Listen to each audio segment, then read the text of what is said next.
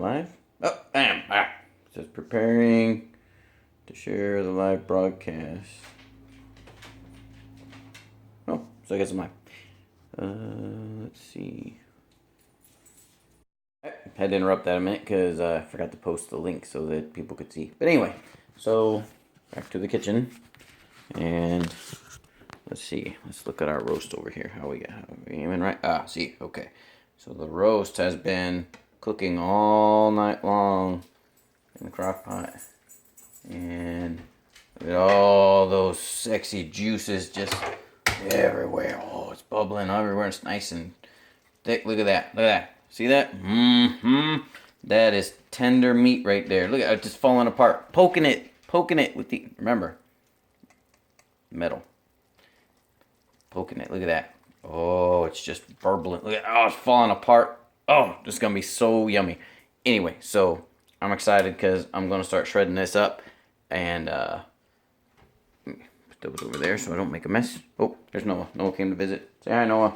Anyway, so where can I put this where you guys can see what's going on? See, on top of the toaster maybe? That doesn't look too bad. It's probably going to fall. Let's do that right there. That seems good. All right. Now I need 2 big forks. 2 forks. That's all you need. 1 and 2. You just start teasing this thing apart like that. You pull that pork. That's why it's called pulled pork. Look at that. Pulled pork. Oh, man. Now, if you're Muslim or Jewish, I'm sorry if I'm offending you, but I like this wine. So you can think pigs are dirty animals. They're very tasty, and you're missing out. But anyway. Maybe some other time I'll make a video about pulling apart another animal that people that can't eat pork could eat. Teasing this apart. I just leave all the fat and the globs and all that in there. It's all good. You're gonna realize because like I don't know if any butchers are watching, but there's like it's a piece of meat. It's muscle. Meat is muscle. Chunks of the animal. It has veins in it, so I pull those out if I find them because nobody wants to bite into their sandwich and have a big old hunk of vein in there. And I pull all the bones out that I can find. Now it's just teasing away here. I'll probably turn it down to warm. You can turn it off if you want, if you're not serving it right away. I don't have to serve this until later today, probably like dinner time-ish. So I don't really think, oh, look at that. Oh, look at that. Oh, look at that. Oh, it's awesome. So I don't have to really serve this till later. So I'm just going to keep teasing it apart here and getting it all full of the juices. And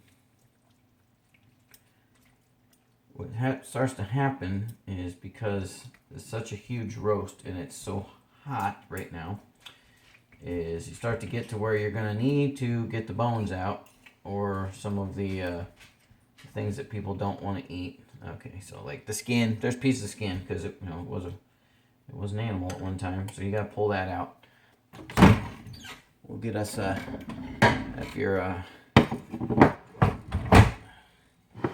need to get the they call it the carnage plate out, and we'll just throw the undesirable stuff out on the plate there, because what's undesirable to us, see, look, Noah's like a shark. He's swimming around. He's like, oh, huh? What do you think, Noah? Hell yeah, buddy. You want that, don't you? Okay. Noah likes all that stuff. So Noah will eat this stuff on the carnage plate, except pork bones. You don't give a dog pork bones. That's bad. They splinter in their mouth, and it's just not good. So let's see. Speed this up a little bit. I guess that's the one problem with live feed, is if you're like, oh, I can't pay attention more than 3 minutes, then you end up not watching the whole thing. But you just keep taking the forks just like this, opposite of each other, and you just keep pulling it apart, separating the meat from the bones and from itself. until it's nice and tender. Oh, found a bone. Okay. If I had like some kind of mount, then you could like see down into the pot, see exactly what's going on. But since you can't, oh, that's good stuff. Look at that. See, this is the red meat. This is the tasty part. This is why I like a bone in, because if you just buy a boneless, you get all this white meat, like chicken. It's white, you know. But if you get the bone in roast, you get these nice big solid pieces of dark meat too. That are really tasty. It's all that stuff that's up in the bone pockets. Can you guys see that? Can you see that bone pocket right there? Bone pocket? No. Alright, so yeah, just left that off. Now, use my manly man skills to pull this hot bone out. Whew. Wow, that was hot. Yeah, still tasty though. Ooh! Got a lot of spice on that piece right there. Yeah. So, if I just served it the way it is now, it would be too spicy for some people. So when I cut the vinegar into it and put the sugar in there, it cuts some of the heat down. But I'm also going to kick it up a notch with a little bit of hot sauce. You can use whatever kind of hot sauce your favorite is. I only happen to have right now the stuff they serve on the burrito wagon at Camp Pendleton. If anybody out there has ever been to Camp Pendleton to the little burrito wagons, you know what I'm talking about. It's Valentino sauce. It's really good hot sauce. Some people like to use the chicken or sriracha. That works good too in pulled pork. I'm personally not a sriracha fan, so I mean I won't put that in there. But you know, you can use whatever hot sauce you want. Tabasco is what the recipe calls, because this isn't like Cory didn't sit down and fantasize about sticking a pig in a crock pot. This is somebody wrote this down in a cookbook, because anyone can cook, huh? Gusteau, huh? You got kids? Ratatouille? Anyone can cook. But anyway, you can cook if you can read. Now, it's a hard concept to believe, but you know, people, oh, I can't cook. Well, can you read? Can you follow directions? Read the entire recipe, start to finish, because you'll learn that if you don't, sometimes there's steps at the end that should have been written at the beginning, because people that write cookbooks for some reason think everybody knows how to cook right away when they write their book. And you'll get to the end of something like a cheesecake that may have something important like, oh, put it in the water bath when you put it in the oven. That might be important to put first before I put the cheesecake in the oven. But anyway, that's just something that I've ran into personally when I cook. So read all the directions. This pulled pork recipe that I'm making right now comes from cookbooks. One of the best cookbooks ever written. I think my mom got me this, or I don't know. Somebody got me this. But The Joy of Cooking. Why is that backwards? Anyway, probably one of the best cookbooks ever. If you read it, look at that. It shows where your pig roast comes from. Right in the book shows you where that came from. And then it also gives you stuff like how to count calories, how to do meal planning, anything like that. I can tell you, my mom was a single parent for a long time, and she always found time to cook. I always had hot dinner on the table, even though she worked a lot of hours, and she worked nights, so she wasn't always there all the time. But she always made sure that I had a hot dinner, and in the mornings when I was really young, she always made me breakfast. So you're like, oh, life's so busy and I don't have time to cook. I just want to throw something in the microwave because it's so easy.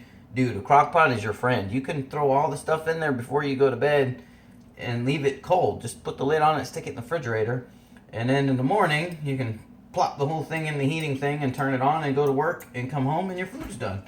So, those excuses that you don't have time is it's redonkulous, man. Or, fast food is easy, so I just stop at the drive-in. Or, oh, I live alone. It's only me, and I'm making all this pulled pork. I can eat this for 2 weeks. So, I don't know. Oh, I still got one person watching. Somebody logged off. Whatever. Somebody must have been curious. It's all right. All right, so it's almost all pulled. There we go.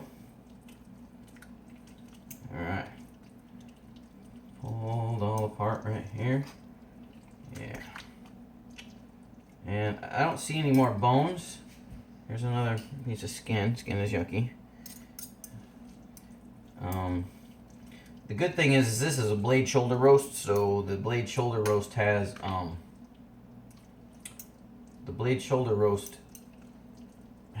one big blade in it. It's like a shoulder blade. So when you get it out, you pretty much have the bone.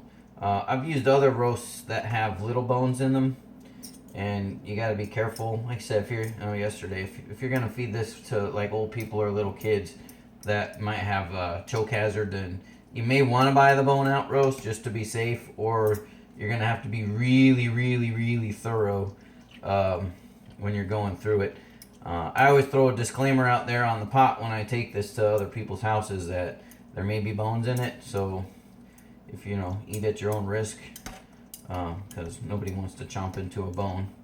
But I'm getting down to the bottom of this thing now, and it's almost all done. There we go. So that is the pulled part. And because I have a poor memory and I can't exactly remember the measurements, I will look them up again very quickly, because there's nothing like putting the wrong amount of stuff in there. 3/4 and 3/4. I was pretty sure that was it, but I did not want to do it wrong and possibly make bad things. Alright, so do I cover the label? I don't know. Oh, here, I'll cover the label. Distilled and apple. Those are the two that are going to go into here. And then you also need it says crushed black peppercorns. Got some of those. Salt and pepper to taste.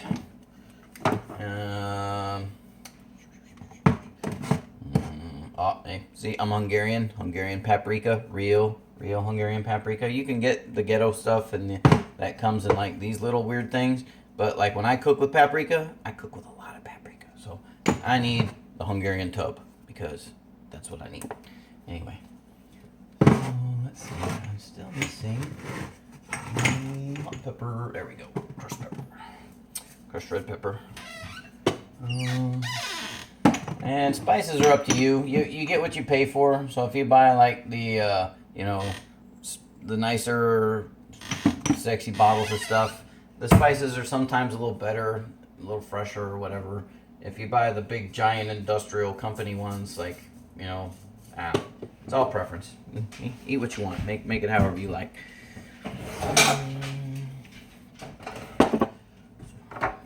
Oh, we got about 3/4 of a cup. My littlest daughter was asking me, why do I need to know fractions? These fractions are just redonkulous. I don't know why I need to know that. And I was like, well, because fractions are involved in about everything that you do in life. So see, that's the apple vinegar. So if I really wanted to, I could say 3/4 and 3/4 is 1.5, and I could have just used my 2-cup thing and put 1.5 cups of total vinegar in there.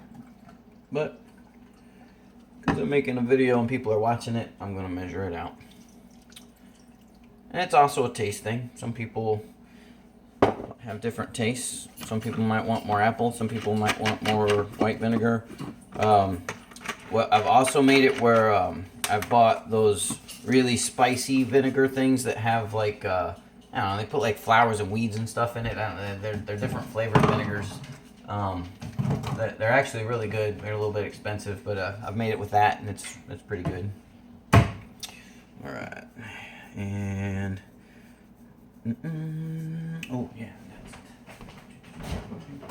Excuse me while I step away for a minute to get the hot sauce out, because I did not plan ahead and already have it out. All right, so when you have teenagers, they drink this stuff. So this was a full bottle of hot sauce. You know, I don't know how long ago, but it more recent than you would think. So those of you that do have teenagers, you know that this can be. They like to drink the stuff right out of the bottle. That's why I don't buy sriracha anymore. I mean, it's really not that expensive, but they, you know, they drink this stuff. Really? Come on, man. They just pour it on everything. So this is our tablespoon of hot sauce.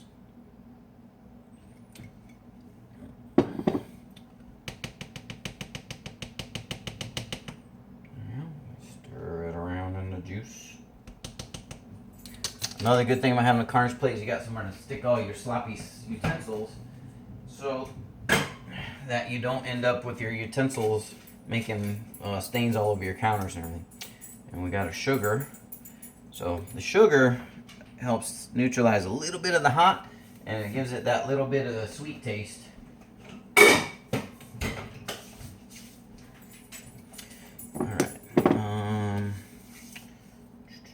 Peppercorns and crushed red pepper.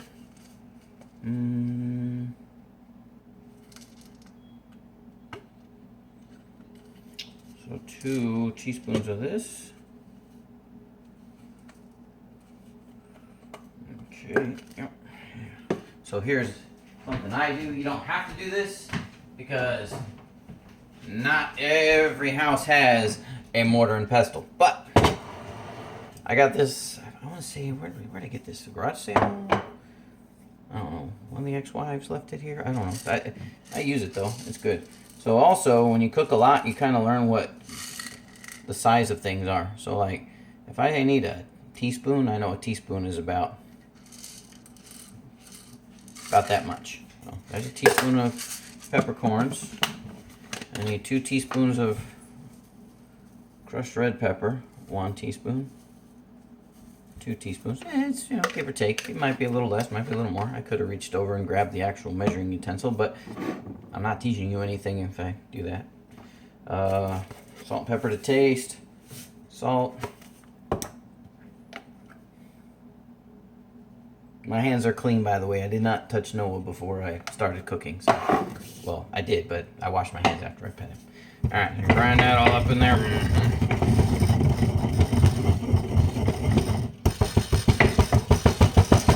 This is a wooden mortar and pestle. They make like all kinds of different ones. They have ones that are made out of, they have ones that are made with stone and marble and all this, you know, high dollar expensive crap. My friend Dave, his dad was a pharmacist, and he was a pharmacist too for a while. He probably knows what mortar and pestles are, so because they use them. I don't know, maybe they still use them. Oh, man, that pepper's strong. Anyway, crush all that up in there. And the reason you want to crush the peppercorns is because if you don't crush them up, somebody's gonna get a really rude awakening when they bite into a raw peppercorn. Alright, so let's see. Feel around in there. Make sure there's no big old hunks. Yeah. Alright, so look at that. See? It looks, can you see that? The lighting's really bad on this. But anyway, I'm still learning. Second video. Alright, so you just dump that right on in there on top of everything. Oh yeah. Okay. And we get this and we stir all of our ingredients in. Now I'm gonna let this just sit on warm all day and just ferment in its own juices here, because it's gonna absorb the vinegar, which, you know, if you are into cooking, you read, you know, they used to pickle meat so it lasts longer. So it's gonna give it a really good flavor as it sits in this vinegar, like a brine solution, I guess. But you can't really see that too good. So let's take you guys up here so you can look in the pot. Okay, see, look, see, that's what it's gonna look like. I did not drain anything out of it, so this is all the juices that were from the roast, and just those 2 3/4 cups of vinegar. That's the only liquid that's in here. So it's all juice. And see how tender and I mean sloppy this is. It's just it just falls apart. So when you serve this, you want to serve it on some harder bread, harder rolls. If you try to put this on some like you know, Lucky Brand buns or something that aren't like stale and old, it's gonna soak right through it onto the plate, and it's gonna be really slimy. So you want to buy, you know, some nicer, thicker bread to put this on. Some people just eat it on the plate. You can do that too. Whatever makes you happy. So, anyways, thank you one person for watching, and